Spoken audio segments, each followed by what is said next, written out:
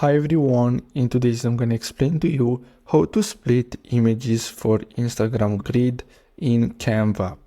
So what you're gonna have to do is simply create your design in Canva, and after that simply click on share and then click on download, and then basically you're gonna have to simply choose any of the available sizes and make sure that PNG is selected, and then simply click on download. And after that you're gonna have to simply wait until this is downloaded, and then what you're gonna have to do is simply search for split image online and then click on the pinetools.com website. And then after that you're gonna have to simply click on choose file and then select the design.